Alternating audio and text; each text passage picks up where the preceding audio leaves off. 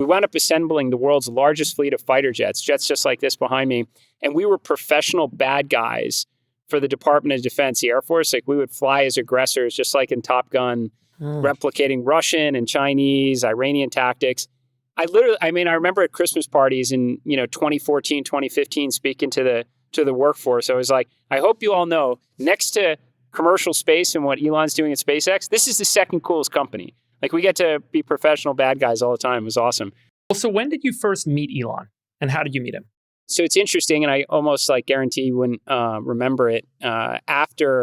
First, I think in early 2000. So I started my fintech in 1999. I actually think we were on the same it was like a TV show being interviewed in the early 2000s, and that was probably the first handshake. It was after we set we didn't break the record. This was in 2008, the around the world record. We came up short. Dr. Dimanis reached out and asked if I wanted to go to Baikonur and see a Soyuz launch with some of the kind of early commercial space pioneers. I remember, all the Google founders were on that Tu-154, Russian transport. And I'm like, man, if this thing goes down, you're wiping out a lot of brain power here. Because Sergey, Larry, Eric Schmidt was on it. And that was, it was coming back from that. I think there was a charity poker event or something at Elon's house. And it was early days of Tesla. So I think I met him again there. But really, we don't know each other that well. I've only spoken to him a couple dozen times maybe over the years, and almost entirely related to my commercial space missions, Inspiration 4 and Polaris Dawn. Oh, so you're not super close with him? Because I think there's this narrative that you and Elon have a secret, deep connection, and he's one of your best friends. And, that's kind of like how your hearing went.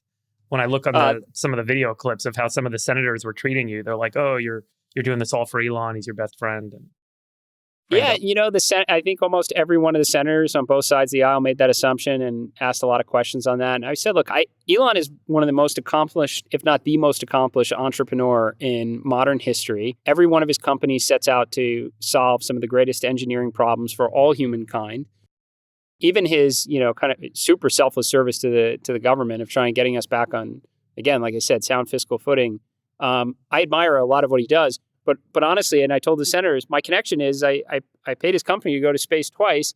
And look, if there was more than just SpaceX out there offering the service and you had competition, I probably would have paid less. It's like, right. So if anything, I'm very pro competition in this regard. And, I don't consider myself beholden to Elon at all. I want to see all of commercial space succeed. I'm a huge space enthusiast. Did you get involved as an investor in SpaceX along the way?